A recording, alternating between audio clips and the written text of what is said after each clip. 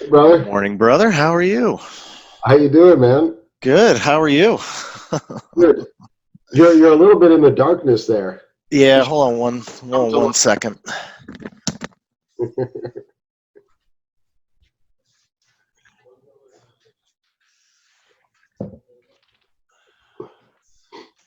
light.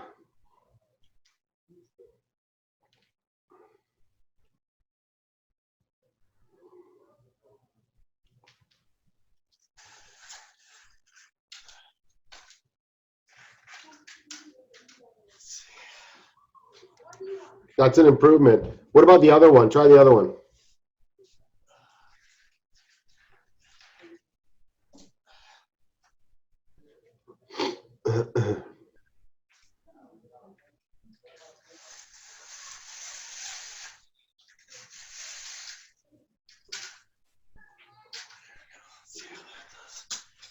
All right. So now all you need is the blindfold. Yeah, exactly. So yeah, I have the same Right. problem because How you doing? I'm good, man. I have the same problem because I've got a window right here and I don't have shades, unfortunately. So what I have to do is put a little light in front of my computer that kind of brightens it up. Otherwise, I'm Yep. dark, Yeah. lighting issues. But no, it's good. So thanks for coming on the show, bro. Hey, thanks for having me. I Yeah. feel like we're doing a little Jerry Seinfeld comedians and cars and coffee, but neither of us are as funny Absolutely. as Jerry, and you're not taking me out in one of your, several hundred classic Porsches. So, Well, this is I, only show number 9. So I mean, okay. once we get to like 1009, hopefully I'll have made that kind of progress. We'll see. Yes. Yes. So yeah, brother Yeah, Kevin but Homan. you do owe me a trip in one of your classic Porsches at some point. So when this all Sure. clears, Right. When it all clears and it's safe yeah, again and we don't have to social distance, you can sit yeah, next to me. I'm coming good, by with a Porsche. I promise. excellent. That's what I like to hear. uh, So man, yeah. So brother Kevin Homan. Welcome to the show. I feel like we've never had a lot of one-on-one time. We've always, in spurts, I've seen you at lodge or I've seen you at a different event and we say hello, small chat, yeah, Actually, we've gotten to know each other pretty well through Refracted Light, though. we have. As admins, we chat a lot there, so which is really nice. Yeah, So yeah, a lot of people probably would like to know more about you. You know, I myself feel like you're a little mysterious, which is a good thing. is that okay? That's good. It's not Yeah, bad. it's a good. No, it's not bad. It's not bad. I think I think there's part of you that it's almost like you're naturally an introvert, but you force yourself to be extroverted. I almost feel like that part of you keep close hold. So that's a good lead in of learning more about you. Yeah, Uh, I'd love to hear about like your life story and then how that leads up to getting into Freemasonry. So you could maybe talk about where you come from, what you studied, and what your interests have been in life. And I don't know. I just want to learn a little bit more about Kevin Homan, mysterious Kevin Homan. Yes. mysterious. I've never heard myself referred to as mysterious. Yeah. No, and I think it's kind of funny because I think Masonically I'm kind of hitting that point where I have three kids, and at least the older two are now getting more and more active into sports. So I, when I first joined Masonry, I didn't have any kids, so I had all the time in the world to be an officer or help out here and help out there, and now it's leaning back to family life again. So Yeah. I think that's unfortunately why I don't get to see you guys as much as I'd like to in person. Well, before this all started. Sure. No, Sure. so yeah, Kevin Homan, who is he? Let's see. I was born in Pennsylvania. I moved around a little bit when I was in middle school and high school. So we lived in Sorry, where was it in Pennsylvania? oh, I'm Where? sorry, Erie, outside of Erie. For those of you who are from that side of the state, you may have heard of a very, very tiny town called Northeast Pennsylvania. Um, the top of Pennsylvania, if it looks like this, right? It looks like that little, like literally the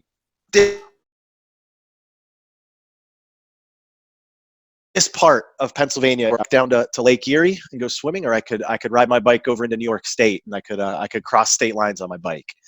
So we lived there until I was in 6th grade or so, and then I wonder. So you could cross state. So you were close to the New York border. I grew up in upstate New York in Syracuse. I wonder how far we were. What part of upstate New York? Syracuse, New York. Oh, shut up! Yeah. My my aunt and uncle and cousins live in Syracuse. They are in Liverpool. So I think when I was younger, I'll tell them you said that. Yeah, yeah. So when I was younger, they were in Rochester, and then they moved to Syracuse when I was a kid to see my aunt and uncle and cousins. So. Oh, the cool spots. Yeah, Rochester was always a really cool city. I used to like to go there. When I was in high school, I was into kind of alternative and punk and hardcore, and I remember we'd go to shows sometimes in Rochester. Yeah. We had a lot of shows in Syracuse too. Okay. Yeah, I went to Rochester a few years ago for a friend's wedding from college, and it was a good time. Rochester's a fun little city. Has a good bar scene to it. We had a good time. So Indeed. yeah, so but yeah, so then we lived in Michigan for a few years. We moved just outside of Columbus, Ohio. And my parents, my sister are still there to this day. So, we make a few trips to Columbus a few times a year. Went to Penn State University. And then when I graduated in 2004, I moved down here with my wife, who was my girlfriend at the time. And we've been here ever since. Like I've said earlier, I have 3 kids, Chase, who's 9, Whitney, who is 7, and Piper, who is 4. And they take up more and more of my time these days. Well, yeah, I've got 4 kids too, man. Yeah. So I understand. It's hard. And yeah, not that that's not a bad thing that they take up. It's not a bad thing. No. Up our time. I don't mean it like that. I mean, right. I'm now an employee and a teacher at the same time. So, this whole COVID thing has me working from home and being a teacher to my kids. So it's an interesting time to be alive. It is an interesting time. So what did you study at Penn State? Information sciences technology. So I'm a computer nerd, engineer. Right. Got you. Yeah. So a lot of Masons, especially in Northern Virginia, are computer nerds. Yeah. Full disclosure, I used to be an IT person too. That's kind of where I started off. I mean, I studied psychology and philosophy. I was studying actually neuropsychology at Boston University. I wanted to be a researcher in sort of the chemistry of the brain, psychopharmacology, all that stuff. But I had a kind of falling out with the subject over philosophical issues, particularly related to the mind-body problem. So I lost interest in that, and then I got into mysticism. Because I guess I realized that, you can't explain everything just from material interactions. There's something more going on. There's subjective experience, and how do these chemical processes in the brain convert into an actual subjective experience? And none of my teachers could explain that. And most of them got irritated by my questions, said, well, why do you care about that? It's just an epiphenomenon, which is, in other words, it's just something that happens. Who cares how? Yeah. Or why or whatever. On that topic, you need to do one of these with PD Newman. I bet that'd be a PD can talk about those topics for a long time. Yes, great. All right, I love PD. No, I'm really excited. That'll be a good show. To talk to him about. I'm sure we have some common experiences. Yeah. So what was I saying? So I studied psychology, but what was the connect? Oh, IT. How I got it. So I studied psychology. I was going to be a researcher, and then I graduated from BU with a psych degree in philosophy, and couldn't really get much work unless I wanted to work in the lab as an assistant, which I had done. But I no longer wanted to do that, so I went to Kelly Temp Agency because I knew how to use Word because I typed papers for college. And so I ended up doing like data entry, being a temp for a few years, working in like Fidelity Investment and stuff, and where no one knew my name, I was known as the temp. Hey, get the temp to do it. Or the temp's over there. And so I had to do the shittiest work, but I was a fast typist, so I could do all the temp makes a great pivot table in Excel. Oh, yes, exactly. And so, I learned a lot there, and that's how I got into IT. I ended up working in I ended up finally getting a temp job for the Department of Public Health in San Francisco, the Environmental Health Department to be specific, in the Childhood Lead Poisoning Prevention Program, because I got a temp job there to do some data entry, some backlog data entry into a database around these lead cases or whatever in San Francisco, lead poisoning. And there was an Iraqi guy, an older Iraqi guy, really nice guy, friend of mine, who was very behind on the data entry. And so they hired me, and he was like, he had been working on it for years, you know, and he had like a stack of stuff he could never catch up. And I came in like 1 week, finished it all. And they were like, okay, we're hiring this guy. And so I got the job, and then they said, you know, that they were talking about needing a database. And I didn't know how to do a database, but they were talking about Microsoft Access, and they had a book, and I'm like, well, I could read the book and figure it out if you guys really want a database. And they're like, be my guest. They kind of threw the book at me. And I was like, cool, I can teach myself on the job, and they're cool with this. And I get to practice and read the book and make a database. So I ended up making like 20 databases for the small program. They ran out of ideas for databases for me. So I then graduated and got a job in the IT department for the environmental health department, because the guy that was the head of IT knew about my databases. And the whole department needed a database for all the health inspectors, going out doing restaurant inspections, the hazmat folks. And so I ended up, when I got the job there, I ended up designing the what was called ED, the Environmental Health Database, EHD, for San Francisco. And from what I understand, and I've talked to somebody recently, they still use that database today for all their monitoring and evaluation of violations and hazmat and everything. And this was Hopefully over 20 years. Hopefully they moved on from Access by then. Yeah, hopefully they've moved on from Access. They might have changed the back end, you know what I mean? To, you know, I think they have SQL Server. In fact, I think I had brought it into SQL Server as a back end. The front end, you know, who cares, right? So Access works, they're going to stick with Access. But unbelievably, they're still using that. But I mean, that's the government for you, right? What's that? Yeah, I mean, look at all these states that we're hearing now that, you know, I think was it New Jersey, their unemployment system is still written in COBOL. You know, COBOL was written in the 60s, and you know they've just been patching it since. My mom's a COBOL programmer, or was, right? She's still around, but she's not working. So's my dad. Now it's in vogue again, and they're like, we need people to develop in COBOL so we can pay people. And I'm like, no, just update the system, JavaScript, something. Like, my mom you can't keep doing this. Advertisements because of COVID. They need COBOL programmers. Yeah. She's like, I can do that from home and make some money. And I was like, yeah, go for it if you want. I think she's looking for like a part-time job, you know, the extra cash, supplement her retirement. So yeah. So yeah, I was formerly IT also, but then I got burned out. I got into GIS. I was doing a lot of geospatial mapping with our GIS, especially for the federal government.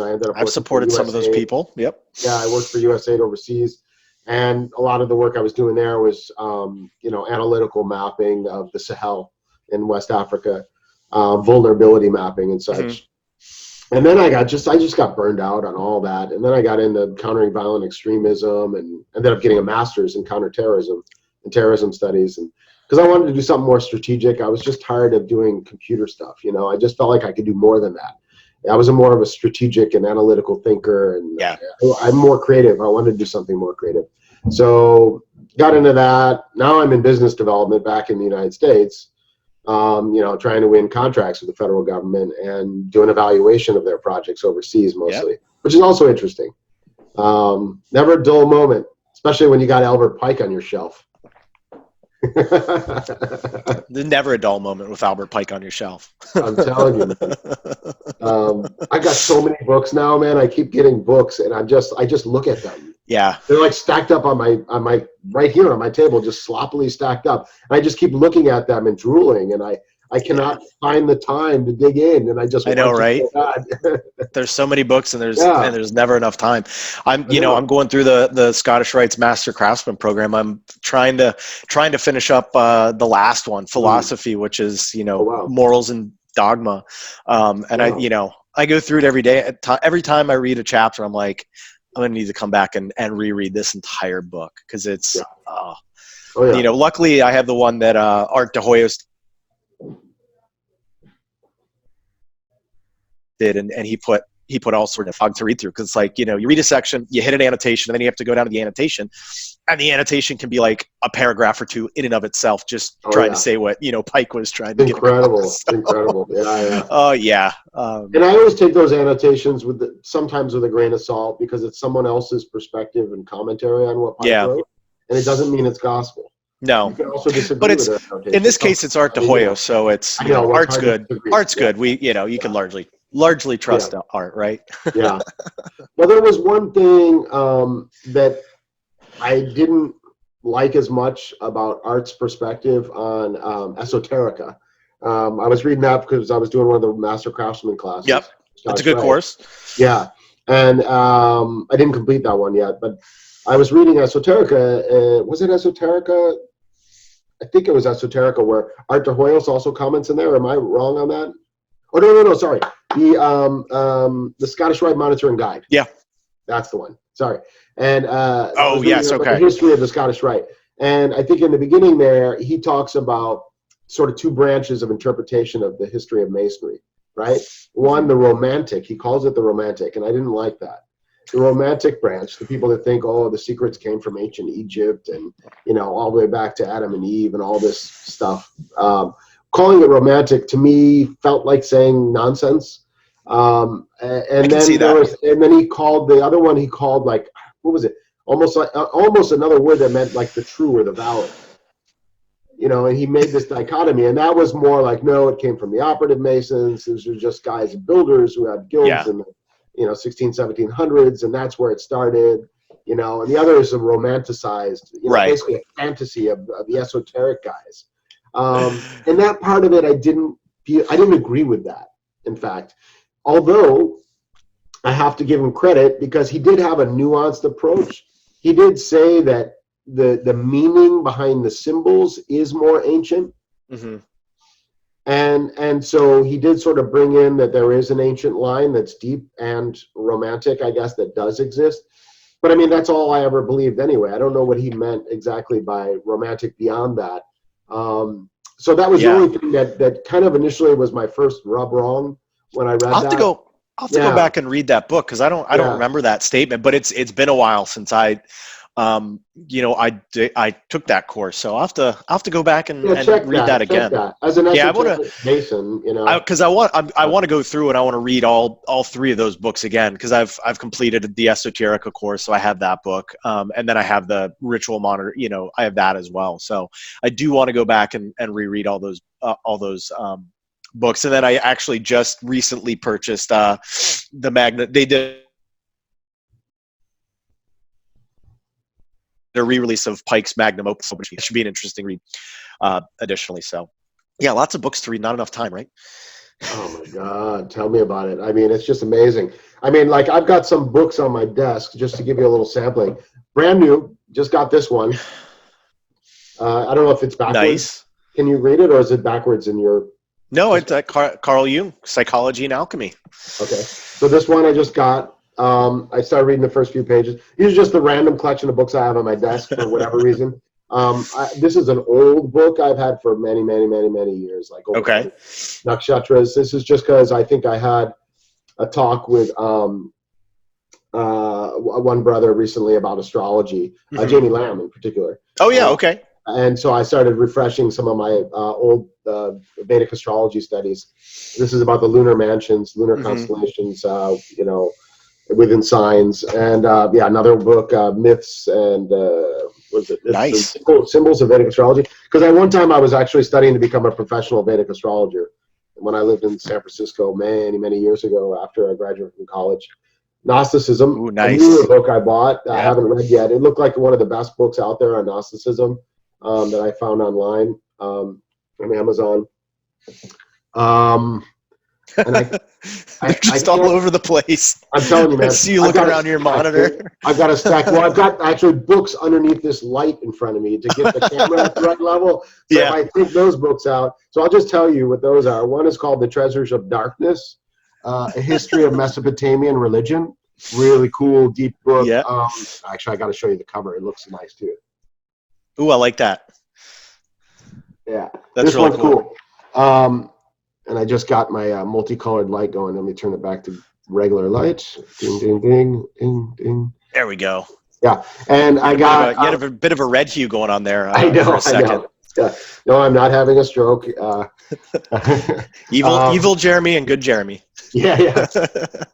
And so that I have the Scottish Rite Monitor and Guide on my desk, Yeah. got Esoteric on my desk, and I have the first volume of something I'm very proud owner of, the Pritker edition of the Zohar, the new translation of the Zohar. I've got the 12-volume set. I've got Nice. the whole like encyclopedic Zohar, which is very nice. Expensive. You know, it's almost like a $600 investment, and I finally did it. Been wanting it for a long time. I don't have any books that expensive. Yeah, well, this one's worth it if you really want to get into the Kabbalah. It's deep, and so I just started that too. But it's like, you know, they're all just sitting around, and I'm surrounded by these books, and I don't even know where to begin. I'm dreaming of living out in a cabin in the woods and having no job and no family and just reading. Yeah. Just doing yoga, meditating, reading books, and going by the river or something. A man can dream, right? Yeah, right. Does that sound good to you too? Yeah, that sounds great to me. I could live with that. Yeah. At least for a few months, right? Yeah. A few months. Yeah, pick a spot down by the river, to live, and just have a deck that overlooks a nice, beautiful river, and go out there and just sit out there all day long and read books. Yeah, yeah, I love it. I think Bill Gates. Did you watch that? Did you watch the documentary on Bill Gates? It's on Netflix. It was really good. He actually, like, once or twice a year he does that. Like, he's got this. Literally, the cabin itself looks like it's the size of my office here, and he just for like a couple weeks goes out to this cabin of his and he just reads books, and he takes like a pile of books like this big. Wow. It's so nice to have the money to have those kind of options. Yeah, exactly. Yeah. So he basically gets to choose what he wants to do. Yes. Yeah, 100%. Yeah. There's no financial issues blocking him. No, nothing. I can't imagine living like that. I mean, no, I can't. I mean, yeah. I'm happy where I am. So I try not to think about it. Right, and I am a believer in destiny, and I'm a believer that everything happens for a reason. Exactly. Yeah. And that God has put us in the perfect condition for our own growth. Yeah. Yeah. So so anyway, some other things so how'd you get into Freemasonry? Maybe briefly you can explain to us how you got interested. I always find that interesting. People get motivated to join Masonry for different reasons. Yeah. It's kind of funny, because when I was a little kid and still living in Pennsylvania, I lived in one of those towns, at least. I think a lot of us joke about that. You're it's small enough that everybody, right? Yeah. I mean, this town probably had 2, maybe 3 stoplights at most, so it was that small. And my grandparents lived in the same town. They lived just down the street from us, so I saw my grandparents a lot, and a lot of my grandfather's close friends, that I knew either through him, through the church that we went to when I was a kid.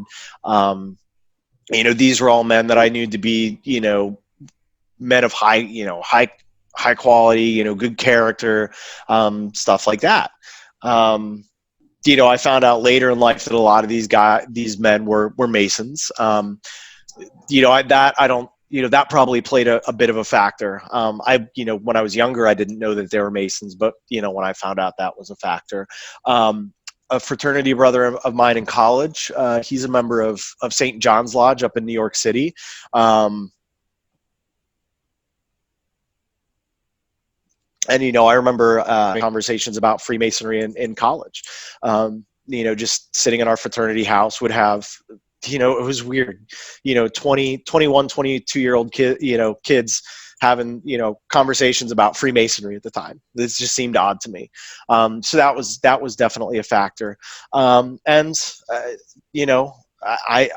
I'm not afraid to admit I'm one of those national treasure Masons as well. When I graduated, I think it came out in 2004. So right as I was graduating college, I joined the fraternity in 2007.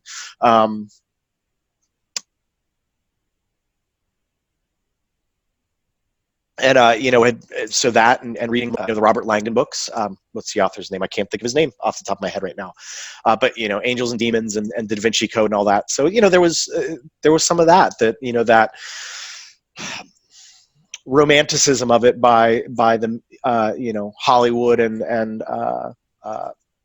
and books got me into it. So and then when I did end up joining and petitioning, I found out my grandfather was he only made it to entered apprentice. He was initiated, and then God, I can't remember why he said he kind of never came back, but I think it might have been a time issue for him. Uh-oh. Oh, sorry, it's me. I lost audio on you, Jeremy. It's me. Oh, did you mean? Okay. I made a joke. I said your grandfather's probably the goats that scared him away. Oh yeah, that's true. Yeah. So yeah, I'm probably like many of us. It's a variety of factors. I guess it is in my family. My grandfather was an entered apprentice, but not like some of these other brethren I know who are 2 or 3, 4 generations of Masons in their family. So, Wow. So yeah, joined in 2007 and here we are, Here we are doing Masonry online. That's right. Doing Masonry online.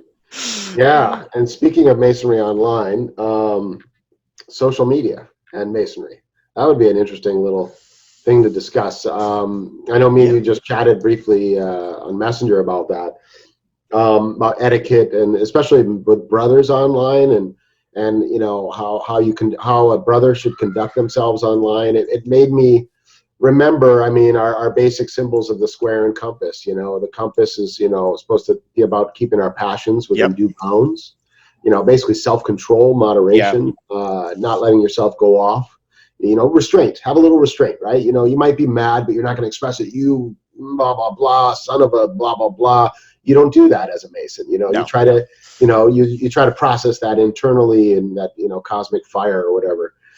and then you have the square, which is all about being virtuous and, being correct in your behavior and moral and living by virtue. So that's just another reinforcement. For me, any one of these tools is sufficient.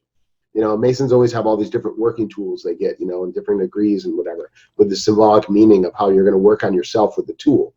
But for me, how many tools do you need? Even the hammer is enough. Even the gavel is enough. It's about, chipping away those parts of you that aren't perfect, where you're trying to, improve yourself. There you go. You got a tool. What kind of tool do you need? Are you more attracted to that tool or that tool? Do you need 5 tools to get it right? We got tools for every kind of brother out there. Absolutely. But are the brothers using these tools when they're online? What are your thoughts on that?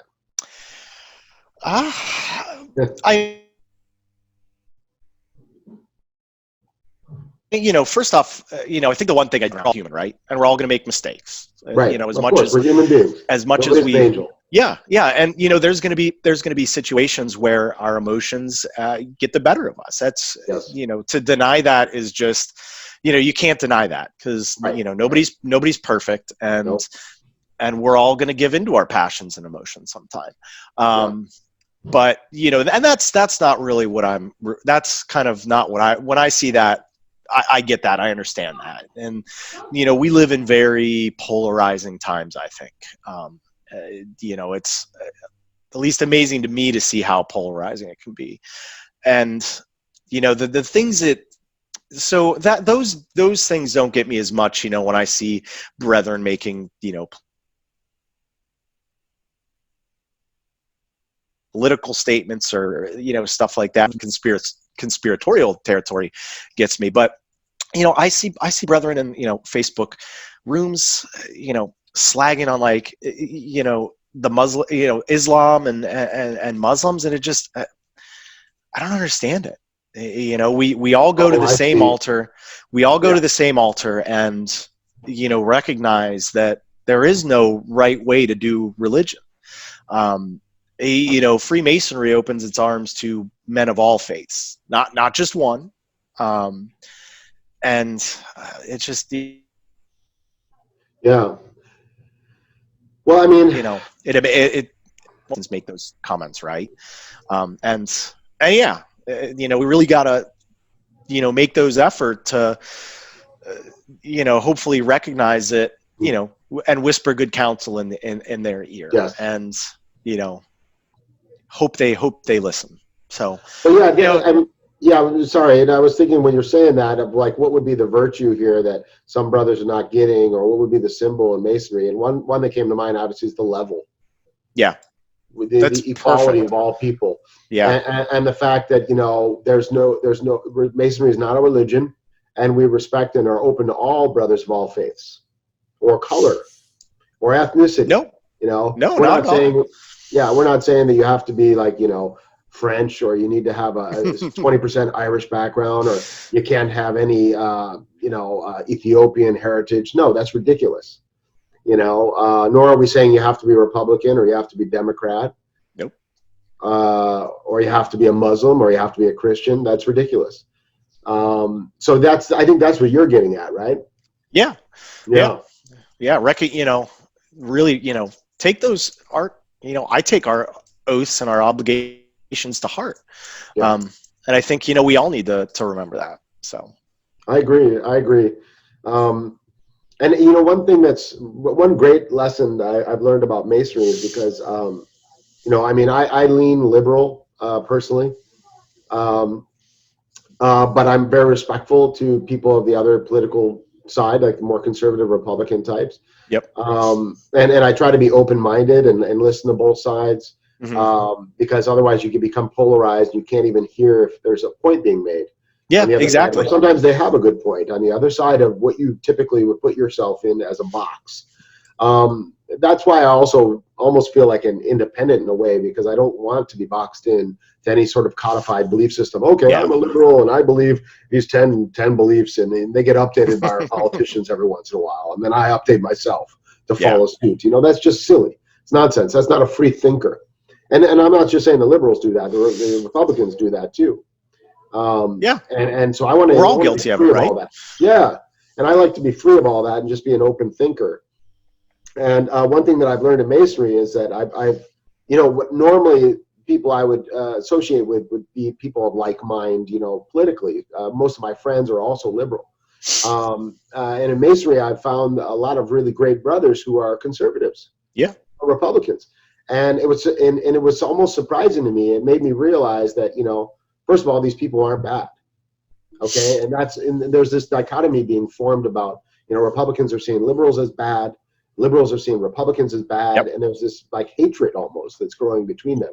And I think that one of the great things in masonry is I've developed a lot of great relationships with brothers who are clearly politically right wing. And I can see that by their posts. That's how I know. Otherwise I wouldn't know, because in lodge we don't talk about politics. So sometimes I'm surprised. I'm like, oh, wow, okay, that brother's a Trump supporter. I had no idea, but we get along. Yeah. We have no problem. And so that means there is a common ground here. And there's hope that we can really come back together and stop, creating this polarization that's really not healthy. Yeah. No, I mean, I've for the longest time considered myself a conservative, but I'm kind of like you now, where I'm like, maybe I'm now more an independent. I think the biggest problem I see, especially with like online, political discussions on like Facebook, is, too many people go into a conversation and they're not willing to be wrong. And any type of debate you get into, you have to be willing to admit that your viewpoint can be wrong. And if you're not willing to do that from the outset, then you've lost the debate out of the get-go, because you're trying to sway somebody to your side, and they're trying to do that to you. But if you're not willing to concede that you could potentially be wrong, then you've lost the debate already. Absolutely. And I think too many people aren't willing to admit in this day, and at both sides. I think that goes to both sides.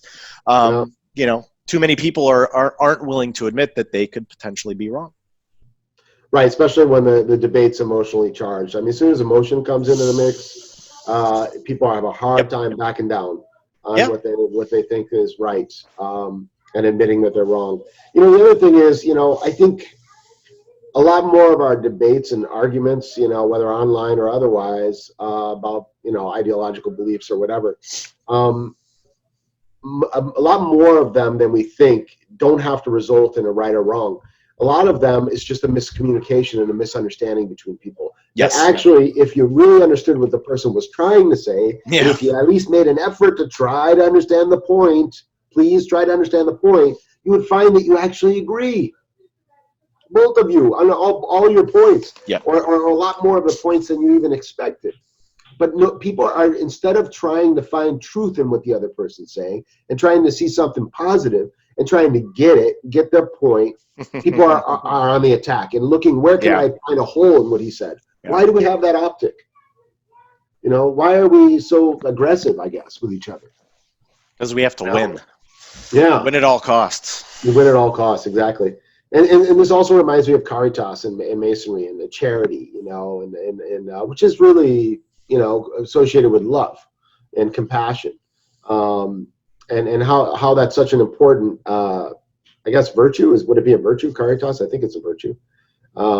Feels like one, and it's so critical and essential to Masonry.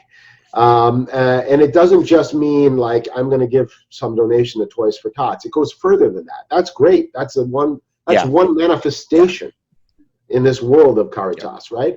But Caritas also could be, you know, caring enough about your brother to see some positive in what he's saying, even if it's against what you normally would believe. Give him a chance. Listen to him. You know, it could be completely opposite to what you normally believe. You know, instead of saying, I hate that, and what the hell are you talking about? That's wrong. Why don't you say, well, that's interesting. You know, I might have a different sense of it, but I'd love to understand why you think that way, because it's really, you know, unique, and I want to understand better where you're coming from. You know, we should have that kind of intention rather than immediately go on the attack. Exactly. And to me, that's also a manifestation of Caritas, love. Mm-hmm. You know, seeing the good in somebody and giving someone that positive energy back. Yeah. And you often find that, you know, that can result in a more meaningful discussion also when you come in with that kind of a respectful sort of approach and mindset and demeanor about your interaction with other brothers. I agree. And you know, I've also, you know, since I got into Masonry, I've also moved away from political posts. I mean, actually, I pulled away from that when I was working for the federal government, because they got stricter and stricter on that kind of stuff on social media a few years back. And so I already had pullen away, and then I got into Masonry, and I just very rarely post anything political anymore. Just because I don't want to get into that back and forth. Only if it's something that very strongly hits me. If it's right or wrong, then I'm not saying there's anything wrong with doing that. No. I just didn't want to get into that exhausting tit for tat. And even when I do post something that's subtly political, and I know something's going to come, you know, there's going to be a reaction. And so there is. And what I try to do is, you know, I don't feed the trolls anymore. You know, just ignore them. And I'm not going to go there. So if I see someone come in with a really emotional response that's, you know, angry or whatever, I just don't even respond. Yep. Just leave it hanging there. Yeah, that's, you know, best way to do it. I know better. If someone puts something thoughtful forward and, you know, and very neutral and without all that emotional baggage associated with it, like, we can have a little discussion and respectful conversation about it. And I enjoy that. But yeah, I just think that we need to come together, and we need, you know, not only leadership that can do that, or that tries to do that, bring us together and tries to see the common ground, but we all as individuals need to, I think, do that more, as much as we can with each other. Agreed. Yeah. Wholeheartedly. Yeah. So, bro, I want to also talk about refracted light. Yeah, let's do it. Oh, man, are people joining? Yes. Yeah, it's really answer the questions, please. I follow was the gonna rules. Say, maybe we should talk about that. Follow the rules. It's very simple. Admins, and we have a little admin group where we talk about issues with the Refracted Light, and the common recurring issue is people are not answering the questions when they join the group. Yeah. So give us your thoughts on that and what's going on. Explain to people the rules and how it works. So people that are listening maybe can, at least advise their friends that want to join. Yeah, I mean, we're obviously just joking around a little bit, but no, there's some Masonic groups out there on Facebook that don't have any rules, and just anybody can get admitted. So there will be topics that come up and they get out of hand. We're trying to avoid that. Refracted Light at its core is a way for brethren around the country, around the world, to come together over Masonic education while we're all at home, using Zoom or whatever. So what we're just trying to do is, be a repository of, great online education that's going on a weekly basis. And just put that out there for the brethren so they can,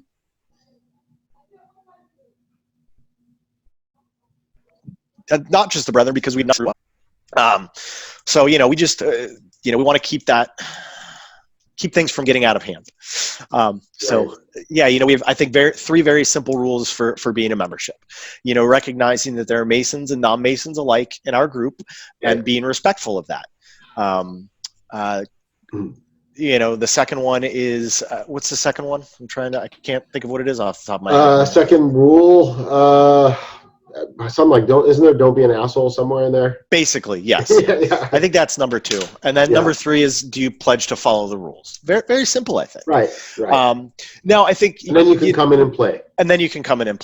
Yeah.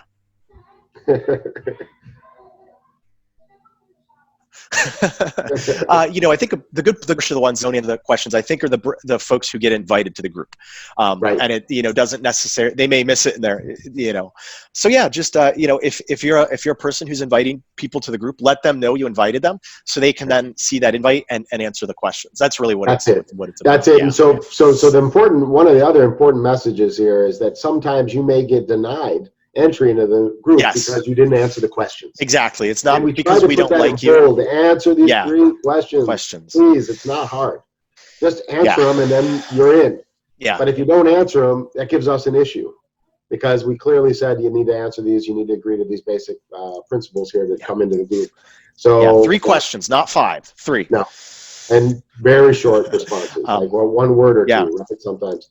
So, but it's really grown, and one of the other things in relation to this, this online growth and education, especially esoteric education in relation to Masonry, that's sort of around the symbolism, the deeper meaning, the history.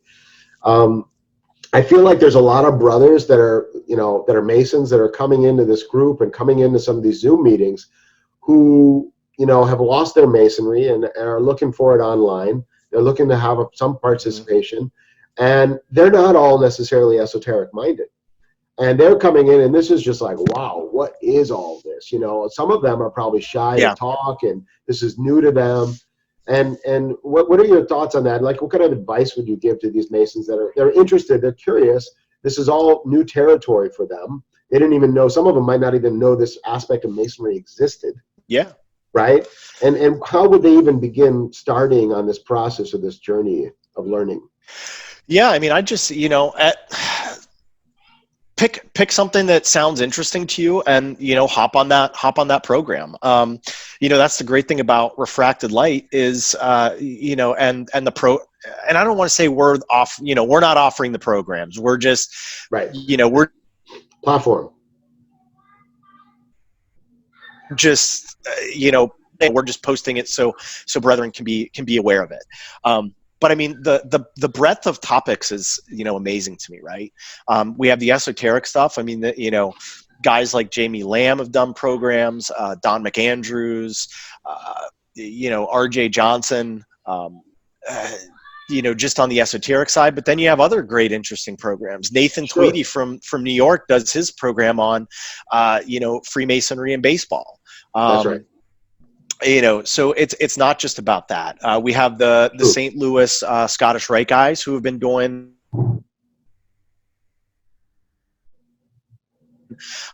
you know, we for the Scottish Rite. So, you know, that's the great thing is, you know, there's something out there for every Mason who's, you know, depending on what topics of Masonic education you're interested in, there's something for you. That's right. But for those brethren who are just getting into Masonic education, or who maybe think they're interested in you know, the more esoteric side of things, you know, just pick a topic. You know, because you say esoterics, but it can be a broad range of topics, right? It's not just one thing. You know, we talk esoterics.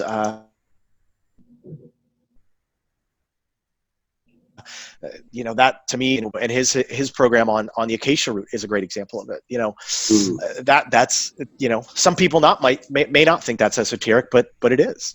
Yeah. So, you know, programs on Hermeticism or Gnosticism, you know, what interests you, Right. you know, so yeah, you know, if you think you're interested in that stuff, just start dipping your toe in. You know, try one of them and see if you like it. If you don't like it, that's fine. If it doesn't strike a chord with you, that's fine. Sure. But just give it a shot, because you never know what you might like. You know, my esoteric journey is probably, you know, still pretty young. You know, I kind of started getting interested in that stuff when I started the Master Craftsman program on esoterica. You know, and in that book, you know, Pike writes a lot about Hermeticism in that one. So, you know, that's, you know, Hermeticism is a very interesting topic to me. I just recently finished Bart Ehrman's book, Lost Christianities. So Gnosticism in there. And, you know, the thing about Gnosticism that really hit me is, you know, if you're a fan of the Matrix, you know, Gnosticism should be interesting, because it's kind of there's a really interesting dichotomy between the two topics, right? Absolutely. Like, the Matrix could essentially be a movie about Gnosticism in the 20th century. Right. No, I mean, there's a lot out there on the topic for, you know, for people to be absolutely. interested You know, maybe that could be our new motto: refracted light, something for everyone. You know, there's plenty of choices. Something for everyone. Something for everyone. I love it. Yeah. And you know, there's a lot of choices, and like you said, you know, people should just follow where their interest lies. You know, there's no force in any of this. You know, and the other thing I was thinking is in relation to Gnosticism and the Kabbalah. I think this came up in my Scottish Rite meeting we had online with Zoom last night for Loudoun County. You were not there though, right? I was on for most of it. You were on for a little while. That's right. Yeah, and then the kids took over. It came up in my mind. I think Tim Dahlman had asked a question about, you know, why is Kabbalah interesting in Masonry or something, and it made me start to think about, you know, what is the basics here? I mean, and I think the basics around the Kabbalah and also Gnosticism are very similar. And I think there's some basic abstract ideas that are revealed that a lot of people haven't considered or thought about. And I think one of them is this idea of emergence and causality and levels of manifestation. Yeah. You know, that's a very deep concept, that there is this ultimate grand architect of the universe, the invisible man somewhere, right? Yeah. Which we can say nothing about, which is beyond all our understanding, right? It's not the old man in the sky. This is something very bizarre that perhaps only P.D. Newman, when he's eaten some acacia, could fully comprehend, right? And rightly so, because it's the infinite, right? The infinite, you know, the all-knowing. What the hell is this thing? We love you, P.D. Yeah. And so from there comes some emanation process where there's a crystallization, and then there's finally this material world. And so understanding how we go from this infinite, I completely can't fathom God, to I've got a computer in front of me, which I can fathom slightly, is the mysteries of the Kabbalah and also Gnosticism. They both have this idea of manifestations that come through this causal chain, which goes up into other heavenly spheres, or, you know, spheres beyond our material world. And I think alchemy also talks about some of this stuff. Yep. But that's one of the core concepts that a lot of people that are trying to get into esoteric stuff need to first try to grasp. Yeah. Well, and it just shows, right, that, not just Judaism with the Kabbalah, Gnosticism is considered, kind of Christian's mystery school, right? Yes. And it's not, the idea of a mystery school for any particular, it's not, that's not something that's limited to just Christianity or Judaism. No. And then, when you really start digging, the world's major religions are very similar, right? Like, obviously, Yeah. Judaism, Christianity, and Islam are Abrahamic religions. Judaism begat Christianity, which, and then, Muslim or Islam, I'm sorry, grew out of that at a later time.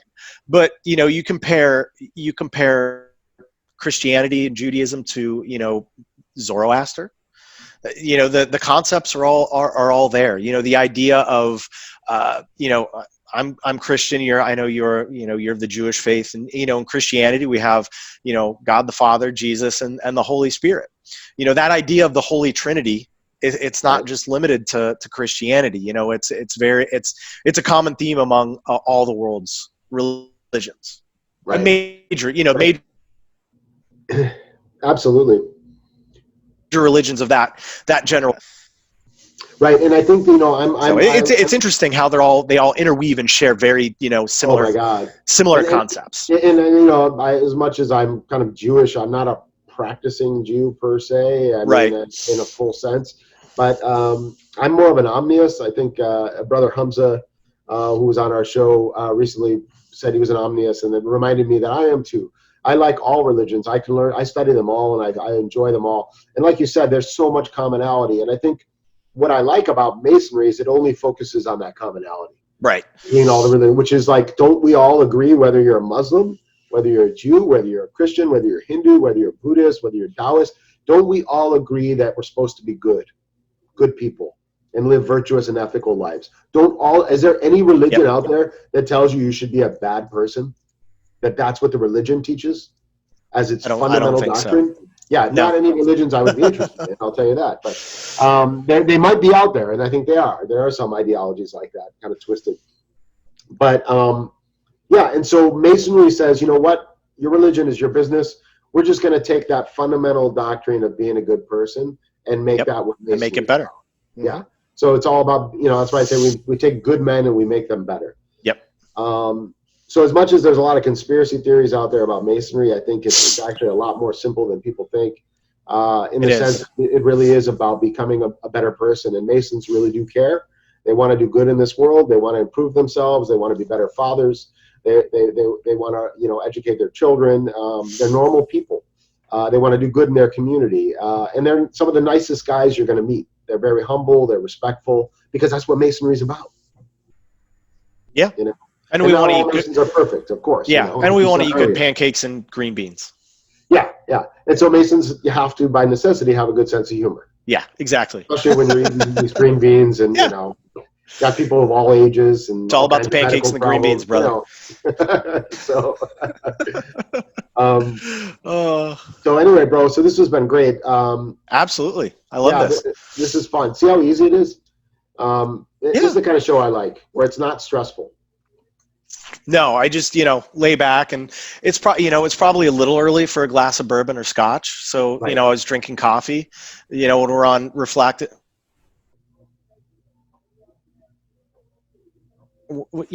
the edge, we've all got I know you drink your tequila. I either drink my, have a glass of bourbon or scotch. It's summertime, so I'm kind of rolling into the gin and tonics, a bit more of a, summer leading drink. Gin, man. I don't know what it is. I like gin and tonics, but it gives me a headache. Oh, okay. Yeah. And I never knew until I finally correlated it. That it's when I have gin, I get a headache. Maybe it's because I'm not drinking good enough gin, too, because I didn't really care about the quality. Okay. I'm not a gin guy, so I just get gin and tonic. Good, fine, So I used to be a Bombay Sapphire guy, but I've gotten into Hendrix is a good gin. I really like Hendrix, and Aviator. Oh, okay. Yeah, Reynolds gin. So, Yeah. Okay. You know, Ryan Reynolds so dreamy, so I buy his gin now. Cool. Yeah. All right, brother. Yeah, but Thank you, Kevin. What's that? Thank you so much for coming on the show, bro. Hey, thanks for having me, really man. A pleasure. Yeah, this was awesome. You got me out of my a bit of a introverted shell. There you go. Now you're an extrovert. Maybe. Now I'm an extrovert. You're a changed man. Ah! Cool, brother. All right. Well, Thanks a lot, man. Yeah, I'm out of coffee, but I'll cheers you as well. All right, right on. Thanks, Jeremy. Have a good one, man. I'll talk to you later. Cheers. Bye. Bye-bye.